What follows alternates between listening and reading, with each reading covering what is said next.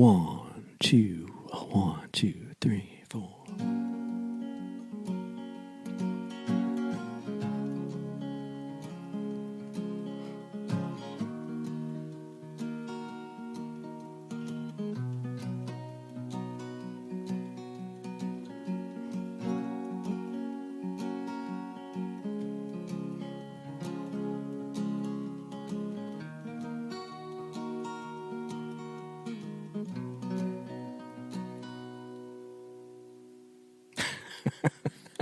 It's a nice riff, actually. I'm digging it. Yeah, so we're episode 2 now. Which camera are we at? Are we at this one? Or are we at this one? Which one are we at? We're at this one. So episode 2, and we've got one and only Mr. Shawn Thompson on the show today. Episode number 2 of the Songwriters Couch. Thanks for coming on, man. Hey, thanks for having me. I appreciate it. And we'll usually start with a little drink here to loosen our morals up as we get started. So how about I guess we give a little introduction. Big news for the podcast. We've got an official sponsor that in the next couple of weeks will be joining us, and we'll probably have them on the show too, just to speak about it, and that should be fun. And there's some new exciting maybe drinks to be had on future episodes, so you'll have to come back again, Shawn, at some point. So we'll be announcing that soon. But why don't we start out with who you are, what you do, and how you and I met. How about that? Because I don't remember. I don't either, so that's going to be fun to explain. Well, my name is Shawn Thompson. I go by Shawn T, stage name, I guess.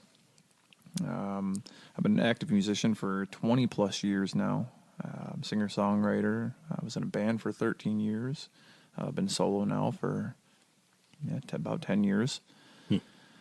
As far as how we met, I think I met you at open mic at Boulder Cafe. That is, I think that's where I meet a lot of people at open mics. Yeah. I think that they're like an awesome place, especially if you're musicians. If you're new musicians and you're looking for a band, go out to an open mic. You could find a lot of good musicians out there. Absolutely. And a lot of bad ones, too. Absolutely. If we're being honest, right? No, we don't call them well, bad. not bad. We don't call them bad.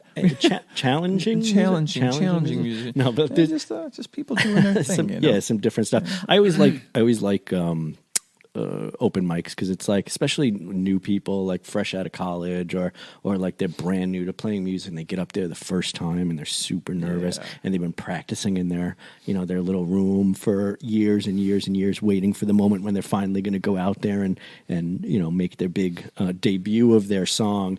And what's kind of wonderful and terrible about it is that they learn pretty quickly that playing in your room to yourself is a little different than being on stage and having to entertain people and making people get on your side. But it's a great place to see people's like real personalities kind of come out. Yeah. So I love them. So tip for anyone that's up and starting musician, go out to those open mics and meet some other musicians. So we've upgraded our audio too from the last time, Shawn, since the episode 1. We've gotten some shock things on here to prevent that, and some windscreen because we had some pops on there. So hopefully everything sounds just a little bit better today. I sound a lot better than the last time I wasn't on here. That's right. That's right. So let me ask you this: what was that riff you were playing there? So that riff is it's a riff from Beautiful Things. It's a title track of my one and only EP that I professionally recorded. What's the name of that? Is that out in distribution? It is. It's in distribution if you count sitting, like 100 copies of it sitting in my car. I haven't put it on any streaming platforms yet, but I recorded that back 2017 at Mockingbird Studios out in Byron, New York. Wow, I think I've heard of Mockingbird, as a matter of fact. In Byron, huh? Yeah. What does it look like? It's actually just a big old farmhouse. They have a Mockingbird farm animal rescue as well, but I met them because I'm a massage therapist, and that was one of my clients. That is true. I was going to ask you, in exchange for having you on the show, my back's a little tight. Maybe you can get in there, work out some knots for me. Yeah. Are you good with that? With an elbow, yeah, I got this. Yeah, you just stand as a womp. Excellent. So let me ask you this: what got you into music initially, like back in the day when you were just a wee little Shawn? I'll tell you what. So when I was just a wee little Shawn, I used to sit in my bedroom. The earliest I remember, probably 7, 8 years old, listening to stuff on the radio, recording it on a cassette tape. Cassettes. Cassettes. stealing my siblings' cassettes and recording over their stuff. Put the little piece of tape over it so you can Yeah. ruin people's stuff. And I would just sit there and rewind and play, and just write down lyrics and sing all day long. It's just nonstop. Were you playing like what kind of music back then? Because you're about my age, right? So you grew up in the '80s, right? Yeah. You were a youngin' in the '80s. So were you into like the Michael Jackson, the Police? You're gonna put myself on the spot here. I used Purple to Rain. Minnie Riperton. Wait, I'm sorry. What? Minnie Riperton, Loving Okay. You. All I right. used to. That's why my falsetto was so good. Now Right. I used to wail that song when I was a little kid. In my family, I have five siblings. Yeah, 5 siblings. Wow, all do my you? Parents, and and they hated me. As a child, I was so obnoxious with that song. But everything from that to my older brother played bass. He still plays bass. He's 12, 13 years older than me. And me and my younger brother used to just sit there and watch him for hours just playing bass, Nirvana. And How much older did you say he was? He's 13 years older. 13 he years plays a lot of 70s stuff. And Yeah, we yeah. just sit there and we were in awe of my brother just jumping around playing the bass. Huh. So that was a huge inspiration. But yeah. So did you just kind of want to be like your older brother, sort of, and that's think what so. ended up getting you into it? I think so. What happened with guitar? I was 15 years old. My younger brother, got an electric guitar. He was all like grunge rock, Nirvana. Yeah. I really didn't even want to play guitar, but my younger brother got a guitar, so I wanted a guitar. He got electric, so I wanted acoustic. I had my guitar for like 5 years, and I learned one song in those first probably 5 years. Do you remember what that song was? Yeah, Local H Copacetic, which is like one chord over and over again. Yeah. And I tore that song up in so many bad ways. But probably good way. Like when I look back at me doing what I was doing, like back in the day when I was first starting playing music, I almost have like I'm almost like nostalgic for how I approached it, like without the. Me and Nate on the previous episode kind of talked about not being formally trained, don't have any like experience with like music theory and that sort of thing, and going to school for it. I had my parents, my dad was a musician, and my older brother was a musician and stuff. So I got a lot of like ear training, I guess, from that. But like there's almost a freshness that comes when you're not trained. Yeah. That I kind of miss from being a kid, because I know more now musically, but I feel like I wrote stuff more freely and more kind of punk rock, Yeah. if you will. Not actually writing punk music, but Yep. like a punk rock approach to songwriting. You know what I mean? Yeah. Do you remember like the first song you wrote? I do. It was terrible. It was a song. It was literally a song about me having a conversation with a squirrel. Yeah, I can still remember the lyrics. I can't remember how to play it, and nor would I, even if I could. Do you remember how old were you? I was 18, just about to turn 19 the first time I think I wrote a song. Yeah, it was horrible. Were you playing cover songs before that, like learning cover material, or was it like in those first 5 years? It was just that one song. Basically, it was Local H. over and over again? I did take 2 guitar lessons, and I grew up out in the country in Warsaw, New York. So there was one guy out there who was pretty renowned for his guitar playing ability, and he gave me 2 lessons, and I told him all I wanted to learn was I wanted to learn how to play Santeria, and I wanted to learn how to play Fade to Black. Did you end up learning those? I learned both of those. I took one lesson one lesson each song maybe, and then I just kind of went off on my own. And then of course I learned Stairway and all the classic stuff that people first learn. And I started to learn that I had a knack for raw acoustic music. I just love raw acoustic music. Yeah, you've really got a sound and kind of a style to your stuff that's like it lends itself very well to like solo acoustic tunes. Like I don't think you need a band behind you. Like I feel like it would be nice to have like maybe some like hand drums behind or something. Maybe a bass player, maybe someone with some strings or something. But I feel like you're good as like an acoustic acoustic kind of singer songwriter. Do you feel that way, or do you really want a band behind you like AC/DC? No, absolutely not AC/DC. Sorry, anybody who's watching this that likes AC/DC. That's not my jam. I'm gonna have to ask you to leave the podcast. TNT. I've always enjoyed being a solo act. I was, like I said, in a band for 13 years probably. Me and my best friend from high school, we started off both pretty terrible, and then we both grew together, and we always stuck together.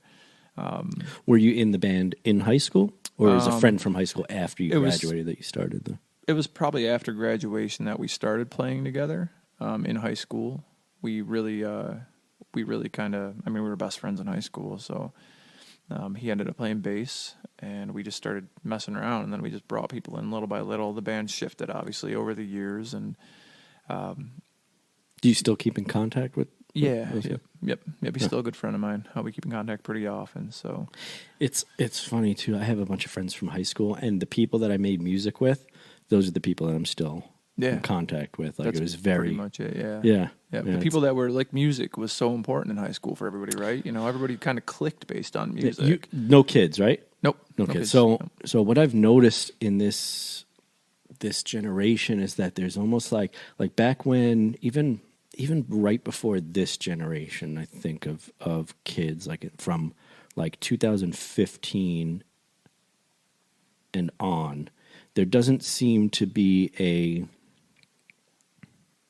attachment to music like it has been almost for like the last 100 years. Yeah. Like, and what I mean by that, it's like a part of your identity, the music that you listen to. Yeah. Right. Up until like around that time when really Facebook and all those like social media things started to come into play. Yeah. Like I feel like it's like my daughter loves music, but she doesn't have like a band that she's super into. Like, I remember having like band, posters on my wall, like Poison back in the day. Yeah, I'm dating myself, Poison. Motley Crue and stuff, but like Nirvana and those bands where you had this the band that kind of represented your personality, so to speak. And I feel like that doesn't that's gone away in a sense recently. What was your band or your Sublime. Musical? Was it Sublime? Hands down, Sublime. I got the sun on my wrist right here. And that's one of the first songs I learned was What I Got.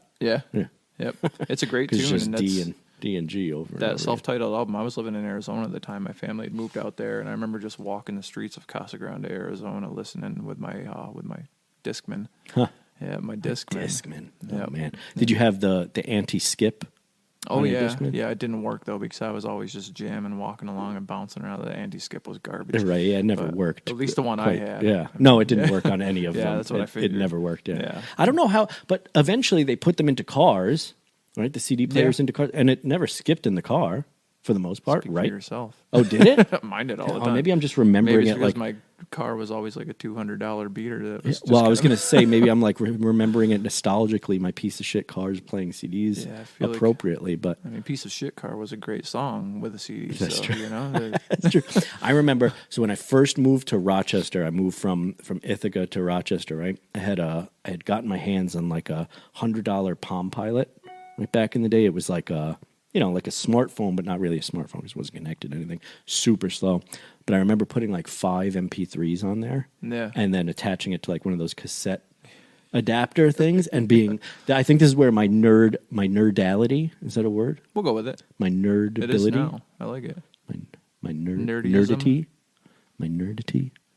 Comment if you know what word I'm looking for. But my nerdity really like flourished in that moment where I was like, oh, I can get music onto my car from this like digital source, and it's got this little screen, and you could load like half of a music video on the SD card on it, and be able to play it. They need to bring that back. They need to bring back cars with cassette players in them. It's retro. They're all going back. My band just released for this most recent release cassettes. We actually did real cassettes, and then we did like USB fake cassettes. They look like cassettes, but they're actually USB drives. Yeah. But we made 10 real cassettes because we figured no one's going to have a real good cassette deck. And let me tell you something, Shawn. If you ever want to get cassettes duplicated, first of all, Matt from Loving Cup, the sound guy there, he's the one that did some duplication for us. He's got a cassette deck that he could do it. And I think he's got a business kind of like restoring and replicating and digitizing like old media. Okay. So if you have anything like that, he's good at it. But I got my dad's old cassette deck, like dual deck cassette deck. Didn't work because all the bands in there. Oh my! Someone just brought the drum set. That's like when chime. At the end, like the end of a show, a game show. Gong.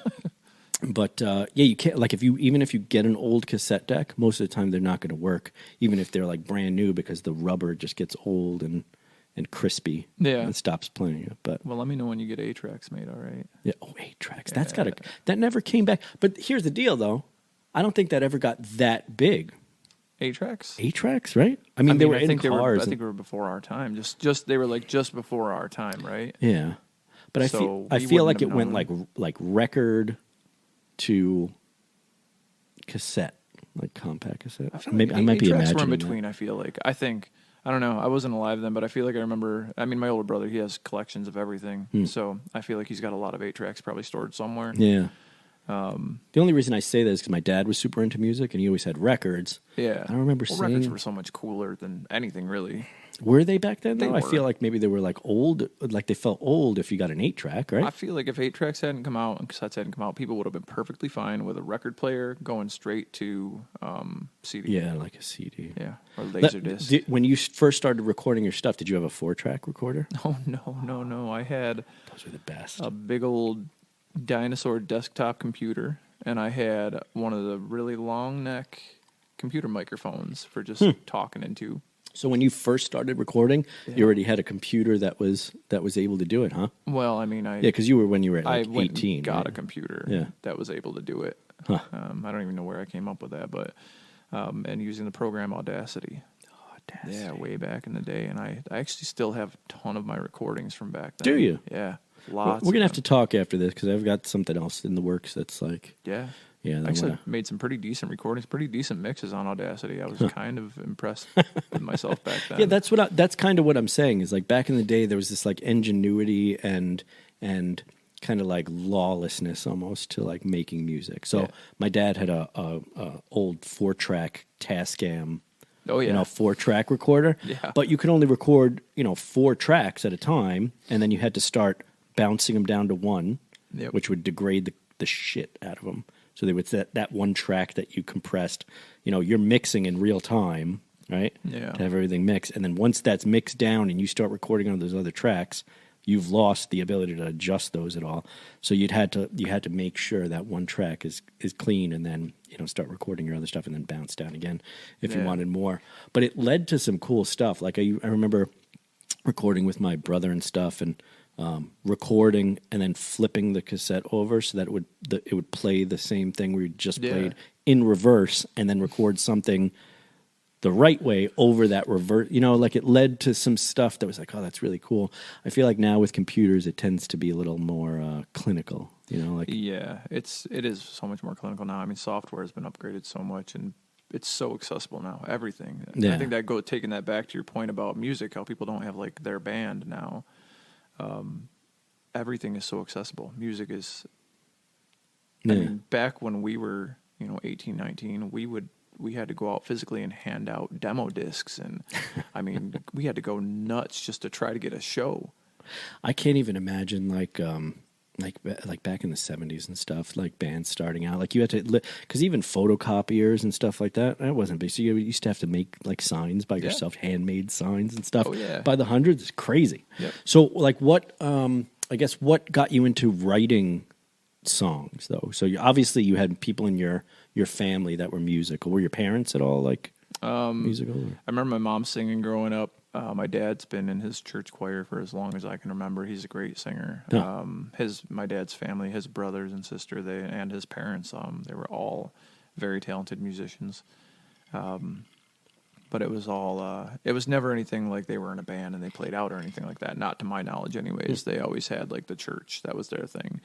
I was just surrounded by music growing up. There was always records playing through the house. Crosby, Stills and Nash, REO Speedwagon, just going back to all the beautiful stuff when music was it just seemed so much more raw and real back then. Yeah. And nowadays it's just like, I almost feel like it's going to go back. Like there's this like revival that happens. Like you're seeing now, it's funny, like 90s styles, like the wide-legged jeans and that sort of thing coming back now, and I kind of am like hoping for a renaissance of music where it almost goes back to, all right, we're not going to use digital stuff anymore. We're going to use tape, but then we'll eventually introduced the analog version of that back to digital for being able to distribute and whatever. Yeah. Because obviously you can't just completely be behind the times. But I feel like there's going to be almost a renaissance of that old style of recording, because it brought about such great, like you had, what, I forget who I was watching. It was some interview with a musician, and he's talking about nowadays, like you have to use, you can use Pro Tools. Back in the day, you had to use Pros. Like saying like basically, you have to have musicians that could play live. And get it in a track. Like that's who it was. It was Billy Corgan from the Smashing Pumpkins. Oh yeah, yep. He was talking about recording "Saw You with a Smile." Yeah, I forget the name of that song. But he's talking about that no click track to it. So before '95, they didn't record to click tracks. So it was just whatever the drummer timing was. That's what you were playing to. So if you listen to like old AC/DC recordings or all those old recordings, none of them are in perfect time. Right, but it lets the song like breathe a little bit, and it makes them feel like that rawness to it.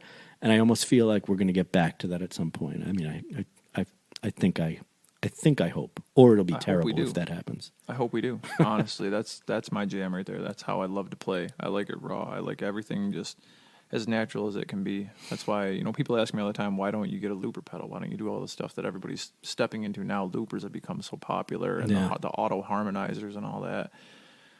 I grew up playing around a fire. I was in a band called Around the Fire. He practices what he speaks. Yeah, like I get up on stage and I don't care what the sound system sounds like. I'm gonna put out what I put out. And that's all I want to do. I don't want to doll it up. I don't want to hide behind it. And there's nothing wrong with it. There's nothing wrong with that stuff. People make it sound great. It's just not for me. Yeah, and I almost think I hate to be the begrudging old man. Is that these kids these days? No, because there's great music coming out of using those modern tools to like make stuff that's crazy that you could never create with an analog, acoustic instrument or something like that. And there's really, really amazing stuff that's coming out. And music, things have got to evolve with technology. I mean, that's just the way of the world. But I feel like it's lost it's almost turned into such a commodity, such a product to be produced, like pop music. And I think that's like younger people now think of it in that way almost because of this like huge focus on this ultra produced pop music, that their ears are almost so used to that that they can't break out of it, because anything outside of that sounds like it's a mistake. Yeah. And if you were to say that to like the Ramones, your vocals are out of key, or out of tune a little bit, like they wouldn't give a shit. They would have been like, I don't give a shit. Yeah, like that's the whole point of this whole thing is just to make noise and scream and fuck the system, that sort of thing, right? So I'm hoping it moves in that like kind of rebellious way, because I feel like it's been a few decades of not that. Yeah. And I could be wrong. Maybe there is a lot of rebellious music out there or something. I would imagine there's a lot out there. There's a lot of bands that are still absolutely phenomenal live, which you don't find a lot anymore. I feel like, you don't see a lot of, so like Ray LaMontagne, for instance. First time I ever saw him, I was at a mountain jam over at Hunter Mountain. I walked around the corner after this beautiful, crazy storm hit the festival, and I just hear this voice, this just raw, acoustic, beautiful man's voice. And I walk around the corner, and there's Ray LaMontagne sitting on stage, and it was just him with an acoustic guitar. And I was like, man, this is music right here. Like, it made me feel stuff that I hadn't felt about music in a long time, because your music is so produced now. Yeah. Like heavily produced. So let me ask you this. So what, when you go to write a song, how does that come about? And I've got a question that I'm going to start asking every single guest that comes on here, because it is the Songwriters Couch, right?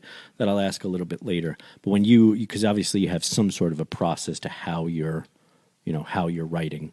What does that look like? Do you sit down and say, I'm going to write a song right now? Or is it something that like just comes about at a moment? Is it a mix of it? Like, how do you approach your songwriting? Anytime I've sat down and intentionally tried to write a song, like, hey, I want to write a song right now, I can't do it. It just comes to me usually. Like probably my most popular song, a tune called April's Fool. I tell the story all the time. I wrote that. I woke up one night, it was 3:30 in the morning.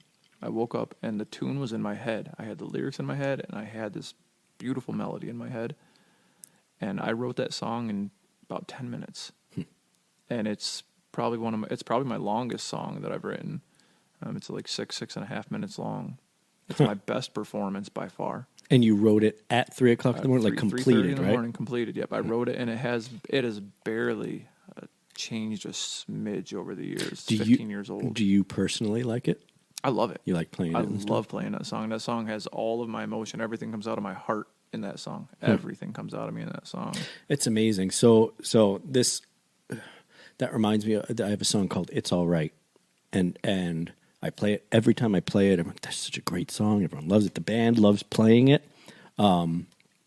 It won me a songwriting contest that paid for an EP that I had made back in the day too. Like I'd won it. I personally, it's not my favorite song that I've written because I wrote it in like 10 minutes before leaving for somewhere. I think I was going to the gym to go work out or something, and I sat down and just started playing, and I was like, oh, that's nice. And I wrote it. I mean, it's very storytelling. Yeah. You know, as we move along. I got this, but I keep hitting the spot on the microphone that's going to make the noise, you know, like not the spots that are going to let it, you know, not make noise. But I personally, like, it's not my favorite one to play, I guess. Yeah. But here's where the question of the podcast comes along. I asked Nathan this on the last one. Where do you think that the songs, like, where do you think it comes from? That's a really good question. So obviously you're feeling things, right? And some of it comes from your personal experience. But what do you think? What do you think inspires those moments to be able to write so freely and so clearly? At that, like a 10-minute song that's one of your favorite, came out easy. Everyone probably loves that song, I bet, right? Yeah. I feel like, honestly, those songs they just come from a build-up. Like something's building up inside of you over time. And as an artist, you have your outlet, right? Like everything just builds up inside you for so long, and all of a sudden, like, this masterpiece comes out. And it doesn't matter if it's a masterpiece to anybody else, but if it's a masterpiece to you, that's all that matters. And it just happens. You know, I have a few songs that are like that have come out of such, some come out of trauma, some come out of love, some come out of anger. It's really interesting how they just come about. But when that one comes out that you just know is like your song, like that's the one that as a small-time local artist, singer-songwriter, and you see people out in the crowd singing along with your music. Yeah. Isn't that amazing? You know, I was at open mic 2-3 weeks ago, and I had 2 people at open mic at Boulder ask if I could sit down and teach them 2 of my songs. First time I've ever had that happen. I thought I was going to cry. I was like, you got to be fucking kidding me. You got to be shitting me. You want to learn my music. Yeah. I went back to open mic the next week and sat with each one of them and taught them my songs. And I walked in the next week, which was last week. One dude sitting there practicing my song. I'm like, you got to be kidding me. And the song he was practicing, I actually won a singer-songwriter competition as well. Did you? It was like an 8-week thing where you had to go through, and like each week people got bumped out. Yeah. And my song, Hey Friend, Hey Girl. Surprisingly, the ones that didn't win, they killed them. Yeah. They killed the ones that didn't win. Yeah. It's crazy, but that's how it went. Yep. Yeah. Yep. The guillotine and that's everything. it, yeah. It was done. It was a stockade, you know. It wasn't meant to be a guillotine, but... Well, I mean, it was in France, so, you know. Yeah, you know. Also, it was a guillotine, not a guillotine. Oh, did I say guillotine? Yeah, you did, but, you know, well, you're not French, so it's all right. No, I am French. Oh, well then... I'm half French. I got nothing for so you, now man. I'm really embarrassed. I was trying to save you, Patrick. Yeah, I know. That didn't help. Yeah. Your statement about not being French, that didn't help at all. Guillotine. So off with his head. So, Did that answer the question, though? I mean, sort of, yeah. Like I'm wondering, and maybe that's the goal of this podcast is to find out where these songs come from, and if God does exist, if He can come on my podcast and explain where the hell these things are coming from, I'm super interested because they seem to come like magic from places. And what's funny, right before this I was going to say contest, right before this podcast started, you were playing that song that you had written, and it was jokingly I said, "Oh, that's every song, right?" Because it's Yeah. just it's open chords, but capoed, pretty standard. Like any of the open chords played in Yeah. any pattern, it's going to be other songs, Oh, yeah, right? absolutely. Like there's just so many combinations that you can make, but still, now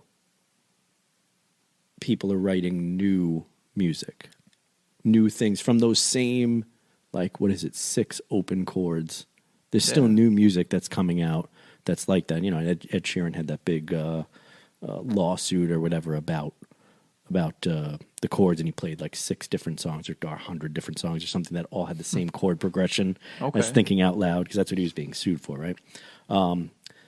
So it's the same chords, but there's different things. So it's almost like I feel like when I'm playing a new song or I'm writing a new song, it's almost like I'm remembering it, Yeah.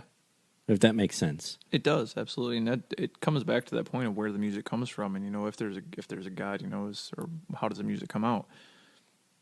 And I just want to preface this because this is a relatively new podcast. Now this is the second one where I'm talking about God and that sort of thing. This isn't a religious. I'm not religious, but if you No. are, that's perfectly fine too. There's Yeah. nothing wrong with that. But I'm saying Absolutely. I feel like that theme has come up a couple of times just because it's so ethereal. Like I don't know where that inspiration actually comes from. Well, you So can sorry to look cut at the you off, but- guitars. You can watch somebody play, and you can hear songs that sound so similar because of those, the same 4 chords, right? G, D, A, C, whatever. People play the same stuff over and over again. They can play them in the exact same timing, just slightly different picking, and it's because the songs aren't coming from here; they're coming from here. Right. And we all have our own version of God, and that's where the music comes from, whether it's standard religion or not. It's. You Yeah, can take the same 4 chords, and you're going to play them differently than I'm going to. You're going to write something differently than I'm going to. You're going to pick your timing's going to be a little bit different. Do you feel like you feel the same way, like you're remembering or you're recalling the song versus you creating it? Or do you feel like you're making the song? Because when the songs that I've written, like I said, I don't know where it's coming from. Yeah. And it feels like I'm simply remembering something that I've heard. And then those same songs, when you play them for other people, it's almost like when it's a good song, it's almost like they remember it too. Yeah. If that makes sense. It absolutely does. Even if it's some off, like, cause some of the stuff I do it's not standard chords. It would be very difficult to say, oh yes, someone else has done that exact thing before. Yeah. But people, like singing along to your songs. I've played a song once and had people singing along to it by like the 3rd chorus of the song as if they knew it already. Yeah. And that's amazing because it's confusing to me. It's confusing as to why that would be the case, So what do you think that it's something that is like like you're just recalling your preference, like your preferences or something? Like it's just because everyone has heard the same American music or pop music or whatever, and so it ends up being very similar? Or do you think it's actually because, I mean, look at like Beethoven and Mozart and all that stuff. You listen to that stuff and it's got a direction to it that you can almost anticipate. Yeah. Yeah, absolutely. I think for me, it's always been, it's the beauty and the simplicity of the music. People connect over the simplicity of music. They're going to sit down and, you can catch a tune if it's the same 4 basic chords. Look at the most famous bands in history. So many of the most famous bands in history. You got bands like, you brought up AC/DC a couple of times. They're famous for what, like 3 chords. Every song is like the same 3 chords. Yeah. Well, it's surprisingly not like they tapped into something, AC/DC in particular.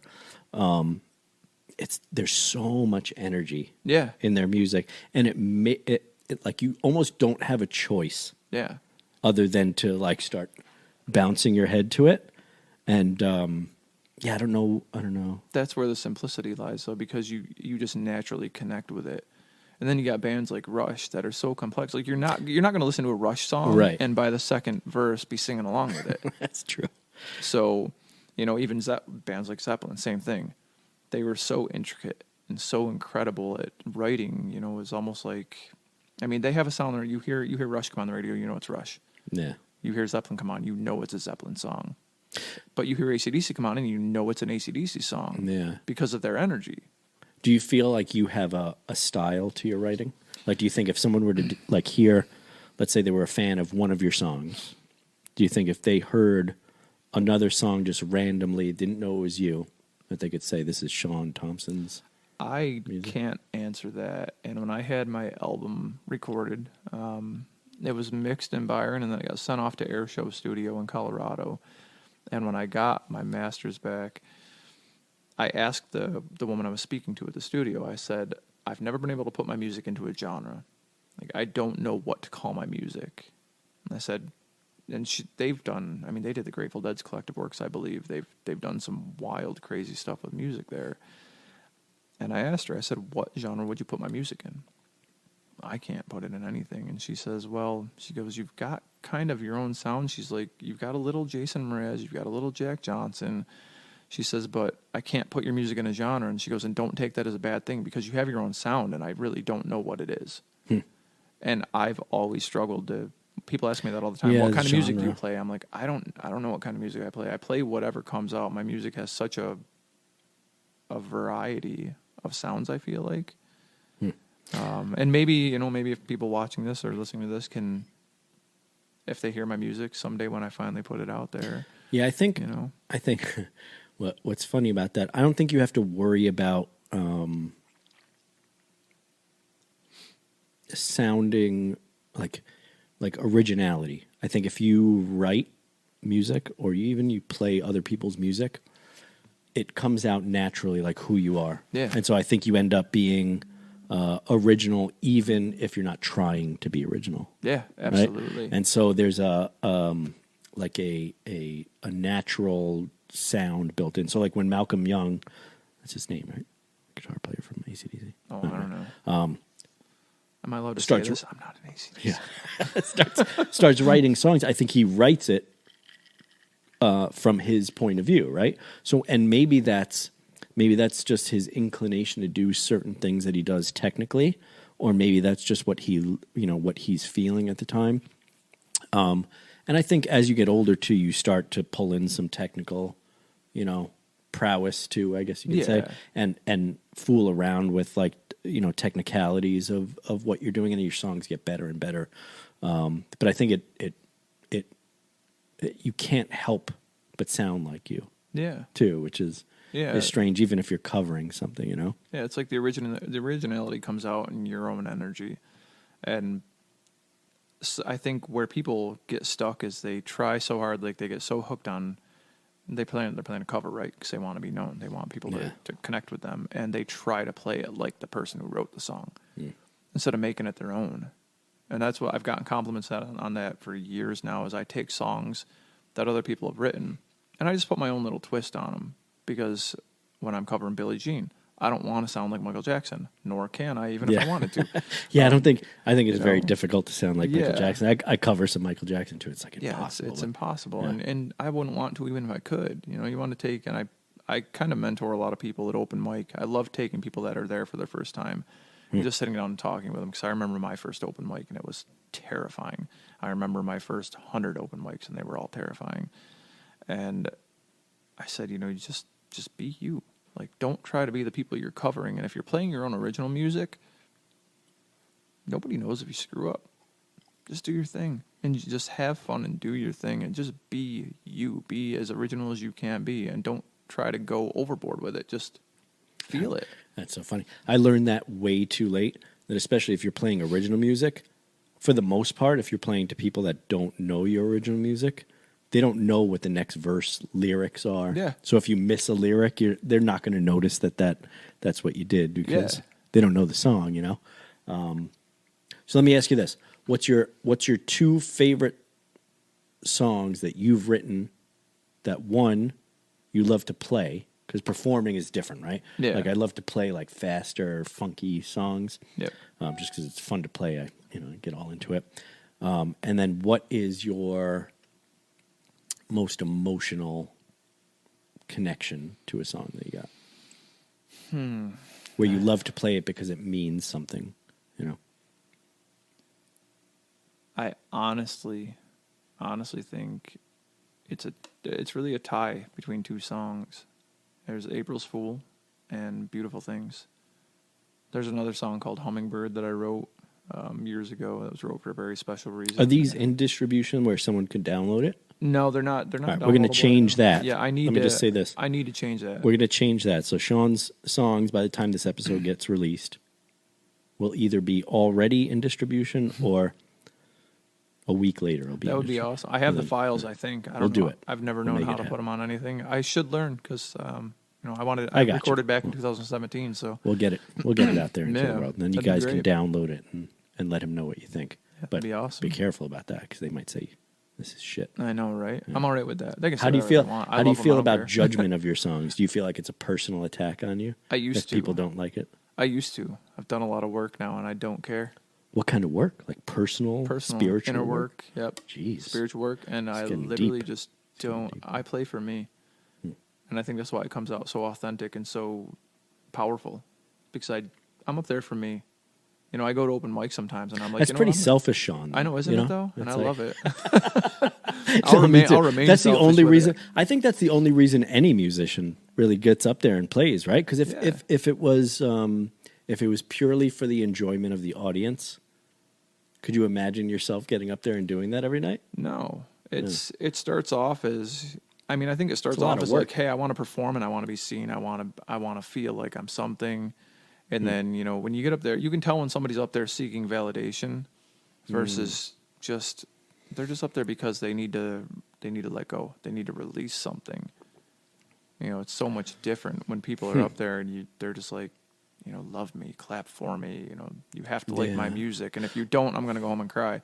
That's how I used to be. I hated leaving shows. When people wouldn't show up or if people weren't engaged in my shows, I would go home and I would be depressed for hours.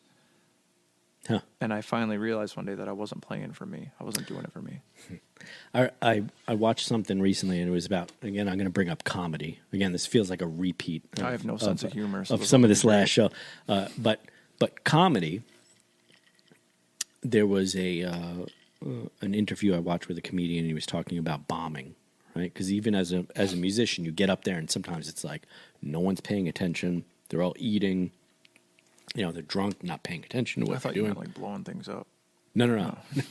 I was like, this isn't funny, man. Yeah. No, but like you get up there and they do their comedy, and at some point you realize, oh, no one cares. Like after this moment, when that couple that's sitting at the table isn't paying attention to what you're doing, isn't laughing at what you're doing, isn't engaging with your music, they're not going to remember you at all. But you'll sit there for the next month and think about that couple sitting there Yep. that wasn't paying attention to you at all, not listening to what, and like ruminate on this thing the Yeah. whole time, you know? It's confusing why that bothers creatives, but it bothers me too. Like Yeah. I'll sit there, if I'm in a room of people and I'm playing something, everyone's getting into it, and there's this one person sitting there just... They're on their phone, and they may be just like in a fight with their boyfriend, girlfriend, or whatever, you know, like doing whatever they're doing. Yeah. And for some reason, it's like, why aren't you listening to, you know? You know what's interesting about that though is I just played a benefit show for someone who's going through some cancer treatment this past weekend, and it was one of those situations where even when people are standing there watching you, like there's no reaction really, and I still have this inner conflict with that. You know, with myself, where it's like, do these people really even care that I'm up here? And the interesting thing is that couple that the comedian's talking about, that couple sitting there, they might go home and talk about how funny he was, or how funny she was, or how great this they might have person loved was. it. Yeah, they might have loved it. And then like 2 weeks later, they see you out, and I've had this happen. They see you out 2 weeks later, and they're like, oh yeah, I saw you play it. And I'm like, my brain's going, yeah, why the fuck weren't you clapping for me? I thought you were sleeping. But they're like, yeah, you were great. It was a great show, and can't wait to see you again. And I'm like, Yeah, it's almost like I've been depressed for 2 weeks over you guys. Thanks. I had a conversation a long time ago on a previous podcast, so I've done this a bit before. Sorry, I'm just lifting. That was my old man as I was lifting up the microphone. About it's almost like a love affair, Yeah. right? But not just with your bandmates. Like if you're in a band, it's definitely a relationship with everyone in the band, right? You're having like emotional interactions as you're up on stage, right? Yeah. With like the bass player, the drummer, et cetera, and you go on. But there's also an emotional relationship between you and the audience, right? That's fleeting. Yeah. It's like a one night stand, right? Yeah. Like where you go out there and you're like, why did this one night stand not? Why didn't this become a relationship? Let's say, right? Yep. And I think that's where it comes from. It's almost like I think maybe we need to all go to therapy as musicians. Huh? Oh, we definitely do. Yeah. Yeah, absolutely. we absolutely do. Because I don't think it's seeking validation, but it's like I want an emotional connection to the people in the audience, and if they're not having that, it throws me off. It's like we feel invalidated. Well, not invalidated. It's almost like I want to show you this wonderful world of what this song is about. Yeah. But you didn't even look at it. And they'll never see it from the way that we wrote it. Yeah. They'll never understand. Because maybe it doesn't make any impact on yeah. them, you know. They might be listening to it and they're just like, oh, this is another love song. Or this is, but inside us, we're like burning while we're playing it. And I wonder if that's what makes great music, though, is because you continually strive to deliver that to people. Yeah. To give them that emotional connection with an experience of your song, an experience that you had in your life. You took all this time to write music about and lyrics about and all this stuff, and you want to display that for people, but also you want to connect with people with it, you know? Yeah. It's the connection is so strange, the way people connect to music. I lied about my music not being out there. I believe I have some on SoundCloud. I have the unmastered. Liar. I have the unmastered. I did Liar. lie. I forget about SoundCloud, all right? I just want to... completely- Liar now. Yeah. No, I'm just... So after I put my stuff on SoundCloud, it was before it got mastered. It was just the mixed versions. I had somebody emailed me about, I believe it was my song "Beautiful Things," and someone sent me a message through SoundCloud or however that worked back then, 6 years ago. And she told me that she had been listening to my song all day at work on repeat because she was in a really bad place and she just needed to hear my song. She's like, I heard it once and I just put it on repeat and I just want to thank you for writing that song. And I was like, I don't know who this person is, where they are, what they look like. I know nothing about them. And they took the time to write me and let me know that my song that changed my life writing it turned their whole day around. I'm glad you did that. Yeah, but it didn't gong like yours. I knew what I was doing. But that is probably the most amazing feeling in the world when someone's like, I've been listening to your music, because I've gotten that a couple of times. I'll be honest, not very often do people say. Usually it's that my dog barking. There must be a marauder. Yeah. But to have someone say like, "Oh, I've been listening to your music," or "I have a favorite song of yours that I've been listening to for so long," like it amazes me that, and maybe that's what we're searching for, you know, as songwriters, we're searching for like an actual connection, like, oh, that person feels the same way I felt, you know, from that situation. Yeah. And we're looking for like closeness with other people and other human beings. And I feel like that's where, you know, there's such a religious thing to music. Yeah. Right? Absolutely. Which is what I was talking about before, like where analog music, it's so close to your soul. And when you're writing electronic music, it tends to be like you're on a computer, does this sound perfect, et cetera, et cetera. Whereas like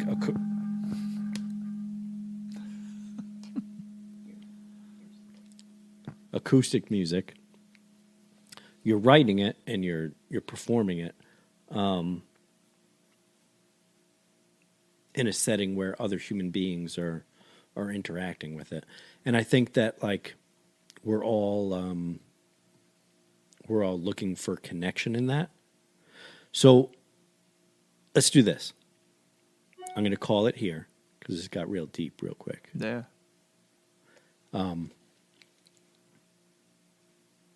Do you have a song that you want to perform? Yeah. I mean, I like all my songs. But So let's have Shawn perform a song. Is the dog okay? Is she dead up there? Or is she? Amazon was dropping her off something. Oh, Amazon. Okay. So let's go back to this camera real quick. I want to say to anyone watching right now, let's have you subscribe. There's probably a subscribe button. Where is it? somewhere over On there. that side. I think it's by his knee. Let's have you like the video and let's put a little comment down there like, "Hey YouTube, I'd like to see more of this." And let's have you play a little song for us. I can do that. You good with that? Yeah. We'll end it there. Love you, Shawn. Love you as well, Patrick. Yeah. I met you relatively recently, last few months. Yeah. I don't say I love you, which is random abandonment. Yeah. But Also, it was way you're a longer good than a dude. few months ago, but we won't go tell people follow that. Shawn Thompson. Do you have like Instagrams, all that sort of stuff? Oh, I have like 7 Instagram. But I don't have give- one just for. What my are you doing music. right now? What do you got right now? So if you want to check out some of my music, on Facebook, I have a page called Guy with a Guitar. Oh. Yeah. You'll know it's me because it's this guy that looks like me. And as far as Or it could be what's the guy you mentioned before? Not John Mayer. Is it John Mayer or you? I didn't mention John Mayer, Oh. but we can go with that. Not John Mayer. Jason Mraz, Oh, jeez. Jack Johnson. Jack Johnson. Oddly, I don't know. I've never seen it. People have told me that I look like Jack Johnson before, ever since he got a beard, I guess, or since he grew a beard. Did he grow a beard? Yeah. Jack Johnson? Yeah. I've been told that a number of times. I She's saying guess I you don't look like Jack Johnson. I'll take it, I guess. I mean, I love Much his better music. guitar player, though. I do cover a lot of Jack Johnson. So, Jack Johnson was a huge inspiration. All right, so what is this song that you're going to play? Well, I'm I going to know, play... and I want to say thank you to Shawn because it's been a long day for him. Tiring, probably. a little bit, Lots of work today. but this is the best So way thank to you end for it, coming man. on. Yeah, I know. I appreciate it. I've been drinking whiskey and hitting the microphone. And Yeah. so you haven't we're even here. drank that much whiskey. You better Yeah, I slow know. down. You knock your mic right off the stand there. So what's the song about? And then let's hear it. So this is actually the title track to the album called Beautiful Things. The song is obviously called Beautiful Things. I wrote this song. I had a big old farmhouse out in the country. No neighbors on either side of me for over a mile. Nothing but cornfields and a driveway. And every morning I would sit outside. This was right after my divorce. I wrote a bunch of stuff, obviously, after my divorce. That tends to happen. But I had fallen pretty hard for this girl. And we were kind of on our way out, and I was sitting outside one morning, drinking a cup of coffee, and there was a bunch of birds playing in this mud puddle in my driveway. I've always felt this weird connection with birds. I love birds, and this song just kind of came out. Yeah, it's another one of those ones I wrote pretty quickly, and it hasn't changed much, other than me forgetting how to play it a few times over the years. But this album, the whole album, was a tough album to play for a while, but yeah, that's what it is about. So, All right. Well, Shawn Thompson, thank you for coming on, man. I'll have you on again later. Hopefully this podcast takes off and we have a million more of these. Oh, it will. And I appreciate I it, trust brother. in that, man. And if you have massage needs and you want a beautiful man to massage you, let him know. And if you wanted to massage you with his music, Legally. he can do that as well. So let's go for it. Absolutely, brother. Appreciate you.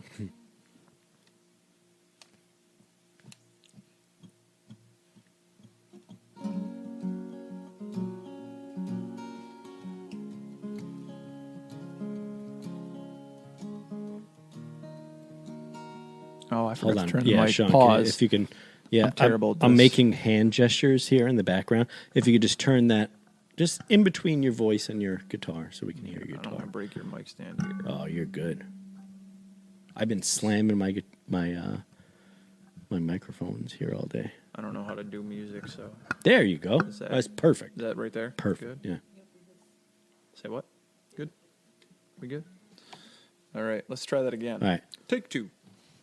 Oh, also, so my album, really quick, Beautiful Things, 6 songs on the EP. I did all live recordings in Mockingbird Studio. Sat on it each take, live take. Beautiful, beautiful sound to it. The mixing was great. Yeah, it was a really fun time. So that's how I like to play my music. Download. Do it.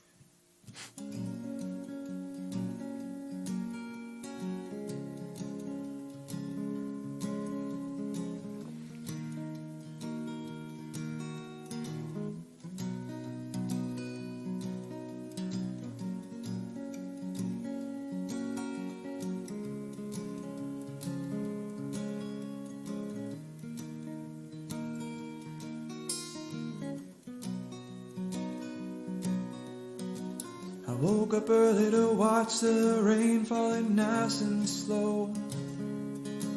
I brewed a nice cup of coffee and turned on the radio. I'm sitting on my porch, oh, watching all the birds as they sing and play.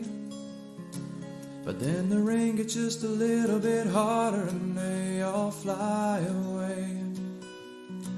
And if I could have stopped the storm, I would have made the sun come out from behind those gray pillows. But the grass needs rain like the heart needs pain, and it's a beautiful mess for sure. Little bird, oh, why'd you fly away? The storms never last too long out here. Maybe tomorrow you could stay. No, and together we could watch the rain and sing. And it's a beautiful thing, a beautiful thing.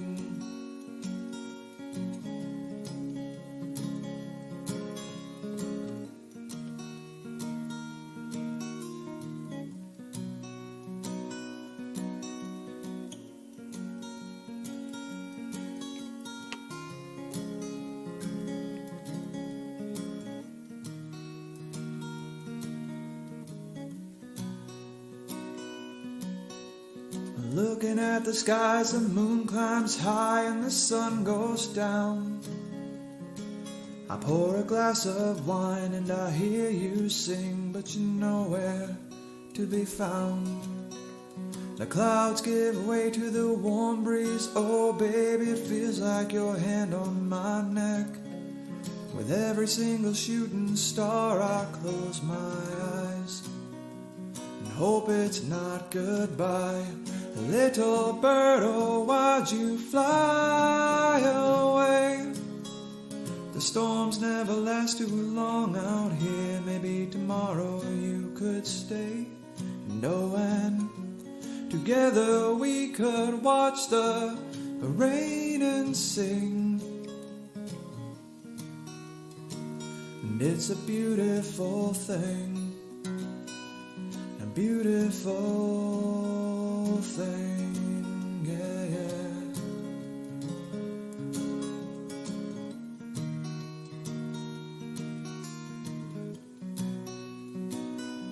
A beautiful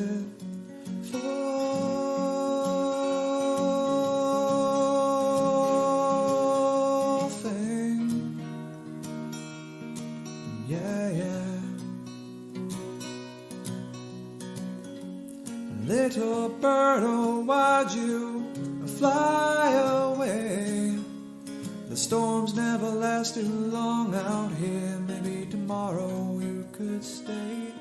No, and together we could watch the rain and sing. And it's a beautiful thing, a beautiful thing.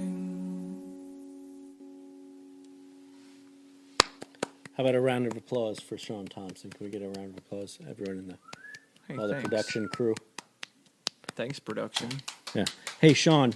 Patrick, my brother. Where'd yours go? My drink has been drunk. Huh.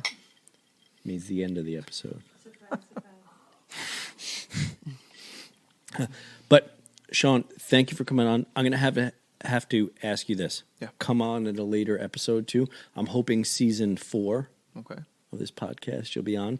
When it's high production, millions of dollars coming in, all sorts of weird cameras. You're like, what is that camera? Oh, it's like a virtual It's just floating in reality. front of Yeah, us. it's just Yeah, like it's on a like a George Jetson. We'll be robots by then, so it's all good. Yeah, we'll all be robots. So I'll be a robot, you'll be a robot, and we'll still be doing this podcast. Yeah, man. So let's say this. If you're a songwriter and you're feeling like, I don't feel like I'm established enough to be on this, don't fret. Reach out to me. We'll see how you're doing. I'll have you on the show, okay? Yeah. We've got some amazing guests coming up, right? Yes. Right? Yeah. Can I share something real quick? Sure. If you're a musician who's struggling to just be you, feel free to reach out to me as well. Yeah.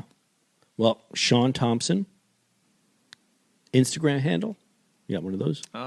Get a little, let's get go- a little closer. Let's give him. Let's go with Shawn T. Wild, SHAWN, the correct way to spell Shawn. Oh my! That's gonna start some fights right there. SHAWNTWILD. I know a few Shawns that beg to differ. Yeah, let's do this. Well, we'll have a live boxing ring I'm game. fight between Shawns. I'll lose, but I'm game. Well, we'll train you.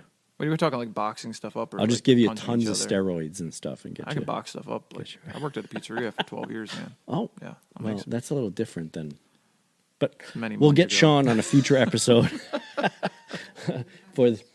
Thank you guys for anyone that's listening, watching, et cetera, et cetera. Absolutely. If you want to see something, please send us a message or comment or whatever of more of what you'd like to see. If you want to see like how a song gets written, I'm kind of thinking about episodes where we actually live write a song.